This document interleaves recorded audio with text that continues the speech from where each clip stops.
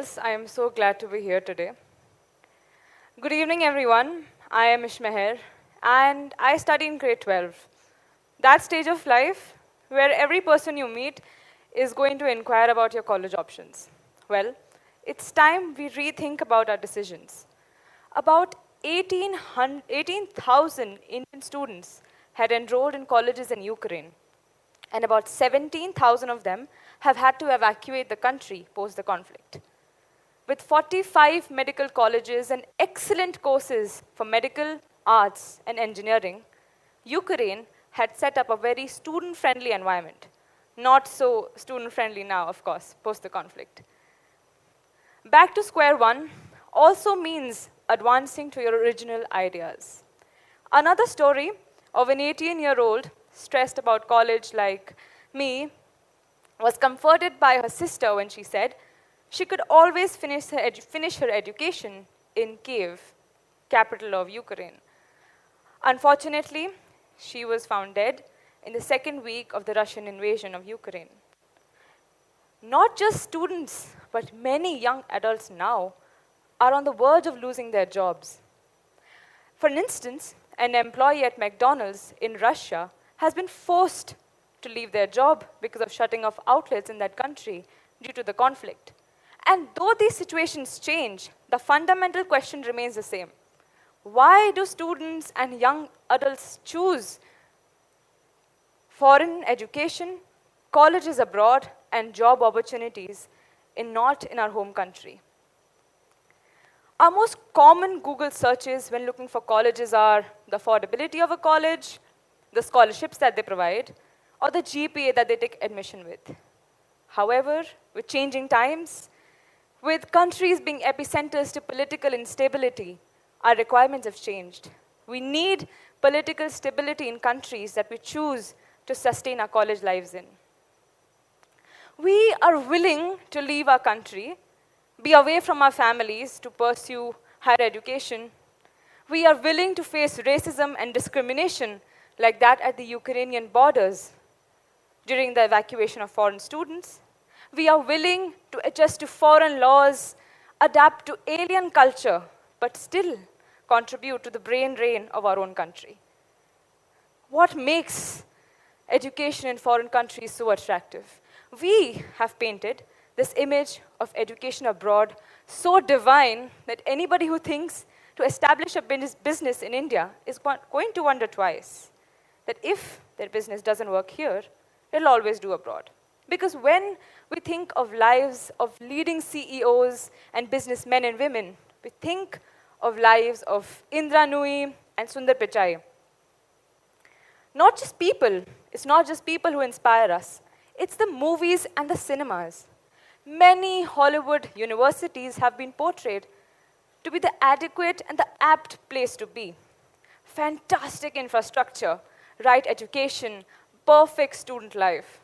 However, on the other hand, Indian colleges and prestigious Indian colleges are portrayed to be places that lack basic necessities like water, electricity, and having to feed on nasty canteen food for survival. Another demoralizing factor about our system is the rapid increase in red tapeism. Red tapeism is encouraging those innovative ideas to dry up when we're waiting in lines for our paperwork to finish. The policymakers need to invest in belief and provide incentives to those young business women and men to start up new business franchises instead of raising questions. We are in a place that has a lot of diversity, and hence we need to acknowledge that the policymakers have provided us with lots of options of subjects and streams.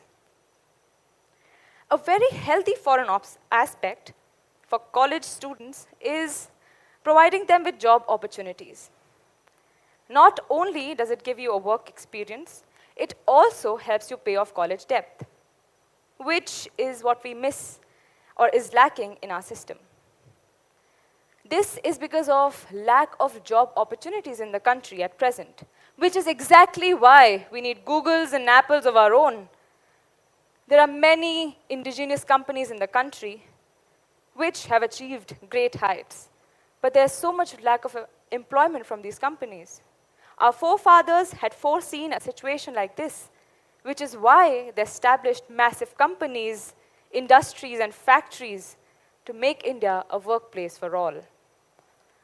For any student who wants to become a successful engineer or a doctor, is said to belong from an IIT or an AIIMS. But how many AIIMS do we have in the country? For the same problem, we can count on our fingertips the number of brilliant colleges in India. And sometimes the problem is not the quality of education, it's the quantity of people being able to access it. We need to increase foreign education to be accessible to the mainstream. Education has to be affordable, sustainable, and customizable. For a country like India, we are willing to spend millions of dollars to hire the right coach to train our cricket team. However, the same is not done with the faculty in prestigious colleges.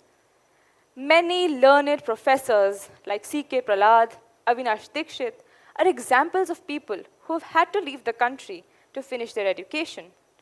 And our students are following the same path. It's high time now that we call those professors back in India. And their knowledge has to be accessible to the mainstream, not just the elite few. We need to acknowledge the fact that we are in a diverse country, where people choose a lot of options, and hence we're willing to work hard for our GPAs. College admissions need to be merit-based, and class hours need to be flexible. We need to start a new revolution, a new era, and this time where our students to build in India, create in India, study in India, and help in building the economy of our home country. India is home to the highest number of unemployed educated youth, which is why the policymakers need to revisit their policies, provide to the students. Post the conflict, post the mental agony caused by political instabilities, we are calling out for help. We are asking the policymakers to provide us with help to ease our college and student life. As a 12th grader, I can only plead the policymakers to change, to make reforms in the system, to suit us and suit our lives more than before. For a better country is also in our hands, and hence these changes are required to prove so.